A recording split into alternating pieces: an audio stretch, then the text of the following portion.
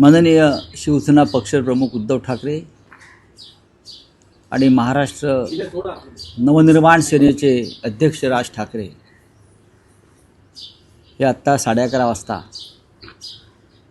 शिवतीर्थावर एकत्रित येतील। शिवसेना प्रमुखांचे आशीर्वाद घेऊन त्यांना मानवंदना देऊन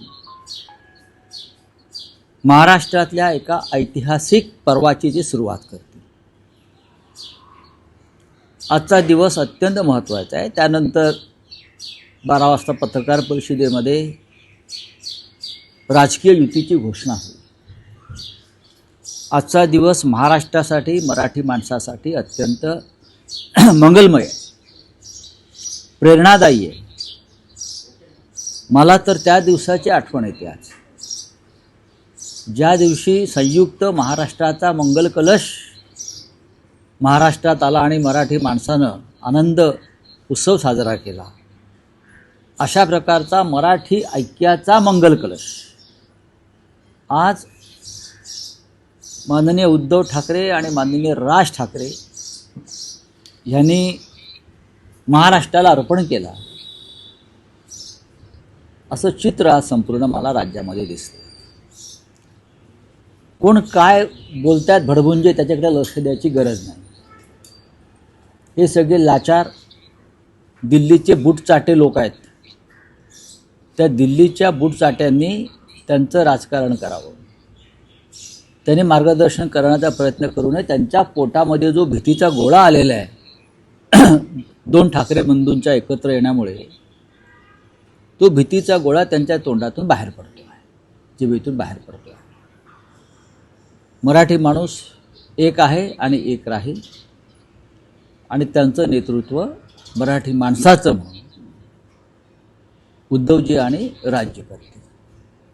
आज त्या संदर्भात अधिकृत घोषणा होईल। मुंबईसह ठाणे, कल्याण, डोंबिवली, मीरा भाईंदर, नवी मुंबई, नाशिक, पुणे या महानगरपालिका तर आहेतच। इथे आमची जागा वाटपासंदर्भातली चर्चा संपलेली आहे। याशिवाय इतर महानगरपालिका जिथे जिथे शक्य आहे तिथेही आम्ही एकत्र महानगरपालिका लढण्यासंदर्भात काम करतो आहोत। प्रत्येक जागेवर आम्ही महायुती म्हणूनच लढणार आहोत, असं मंत्री उदय सामंत यांनी म्हटलंय। नागपूर, चंद्रपूर, अकोला आणि अमरावती या महानगरपालिकेच्या निवडणुकींच्या निमित्तानं महायुतीच्या संदर्भात मी, संजय भाऊ, आशिष भाऊ, कुमालजी तुमाणे साहेब आणि आनंद अडसूळ साहेब आमच्या चारही महानगरमधल्या प्रमुख पदाधिकाऱ्यांना घेऊन भाजपाच्या प्रमुख पदाधिकाऱ्यांची चर्चा करण्यासाठी बावनकुळे साहेबांच्या नेतृत्वाखाली ज्या बैठका होत्या त्या बैठकीमध्ये आम्ही आलो होतो। चारही महानगरपालिकेमध्ये अतिशय युतीच्या बाबतीमध्ये सकारात्मक चर्चा झाली। चारही महानगरपालिकांमध्ये युती करूनच लढण्याचं आज निश्चित करण्यात आलेलं आहे। त्याच्यामध्ये अकोला असेल, अमरावती असेल, चंद्रपूर असेल, नागपूर असेल, या चारही महानगरपालिकेमध्ये शिवसेनेचा मान सन्मान हा ठेवला जाईल अशा पद्धतीचं आश्वासन देखील माननीय बावनकुळे साहेबांनी दिलेलं आहे। त्याच्यामुळे चारही महानगरपालिकेमध्ये आम्ही महायुती म्हणून लढणार आहोत। काही जागांची मागणी काही पर्टिक्युलर ठरलेली आहे का? काही जागा कुठल्या याच्यावर जागा वाटप? जागा वाटपाच्या निश्चितीपेक्षा प्रत्येक जागेवर आम्ही महायुती म्हणून लढणार आहोत। शिवसेना भाजप युती म्हणून लढणार आहोत। शिवसेना भाजप, RPI, अमरावतीमध्ये स्वाभिमान पार्टी आहे, सगळे असे आम्ही एकत्र लढणार आहोत।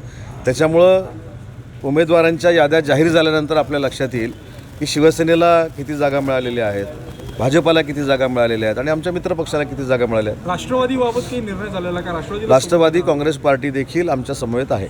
साहेब, नागपूरचं जर नागपूरचं उदाहरण घेतलं तर सन्मानजनक जागा म्हणजे एकूण किती जागा असं तुम्हाला वाटतं, आणि याद्या साधारणपर्यंत कधी जाईल? आम्ही आमचा प्रस्ताव जो बावनकुळे साहेबांकडे दिला त्याला आम्हाला सकारात्मक प्रतिसाद मिळालेला आहे। उमेदवार ज्यावेळी यादी सकट जाहीर होतील त्यावेळी नागपूरला देखील किती जागा आपल्याला मिळालेल्या आहेत हे आपल्याला कळतील। राष्ट्रवादीबाबत आपण बोललात, पण राष्ट्रवादी म्हणजे कुठे कुठे राष्ट्रवादी सोबत राहणार आहे? चारीपैकी काही ठिकाणी राष्ट्रवादी काँग्रेस पार्टीबरोबर चर्चा झालेली आहे, ती सकारात्मक झाली। ज्या ठिकाणी राहिली ती या 2 दिवसात होईल। कोणत्या ठिकाणी राष्ट्रवादी सोबत नेमकं चित्र? 4 पैकी 2 ठिकाणी। कोणते? 4 पैकी 2। चारपैकी दोन दोन आकडी संख्या असेल, एक आकडी संख्या आहे, एवढं सांगू. कशाबद्दल?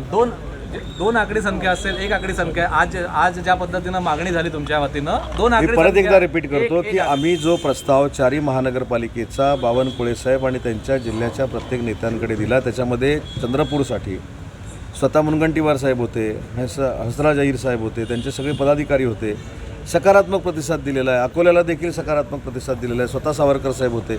अमरावतीमध्ये देखील नवनीत राणा मॅडम होत्या, त्यांचे पदाधिकारी होते, त्यांनी देखील सकारात्मक निर्णय दिलेला आहे. आणि आता आम्ही ही चर्चा झाल्यानंतर गडकरी साहेबांना भेटायला निघालेलो आहे आणि त्यांचा आशीर्वाद घ्यायला निघालेलो आहे. स्थानिक पदाधिकाऱ्यांनी नागपूरमध्ये 15% जागेची मागणी केली, त्याला भाजपने विरोध केलेला होता. तर काही टक्केवारी संदर्भात ही टक्केवारी कुठची सूत्र तुम्हाला सांगतात मला माहीत नाही. मी एवढं नाही, आमचे पदाधिकारी हे पक्षाशी चर्चा केल्यानंतरच खरं तर बोलले पाहिजे. तुमच्याशी त्यांनी काय चर्चा केली मला माहीत नाही. या विदर्भाची जबाबदारी पूर्ण संजय राठोड साहेब आणि आशिष जयस्वाल साहेबांबरोबर मंत्री म्हणून आहे. त्याच्यामध्ये तुमाणे साहेब आहेत, आमचे नरेंद्र बोंडेकर साहेब आहेत. ही सगळी ज्येष्ठ मंडळी तुमच्याशी ज्यावेळी बोलतील त्यावेळेस ते तुम्ही खरं माना. सावंत साहेब, गेल्या वेळी ज्यावेळी दोन्ही सेना एकत्र होत्या त्यावेळी तुमचे 2 नगरसेवक होते, आता तर वेगवेगळे झाल्या. त्यामुळे तुम्हाला जागा वाटप करताना एका आकड्यावर थांबवण्याचा भाजपचा प्रयत्न राहील. पुन्हा एकदा सांगतो की नागपूर महानगरपालिकेची युतीची यादी ज्यावेळी जाहीर होईल त्यावेळी आम्हाला किती सन्मानपूर्वक जागा मिळालेल्या आहेत हे तुमच्या लक्षात येईल. धन्यवाद. म्हणजे 10 ते 12 जागांची चर्चा चित्र समोर येत असल्याची चर्चा आहे. हे माझं म्हणणं अजून जाऊ देत ना 2-3 दिवस. गडकरी साहेबांची नेमकी भेट काय? गडकरी साहेबांचा आशीर्वाद घ्यायला आम्ही तिथे चाललेलो आहोत.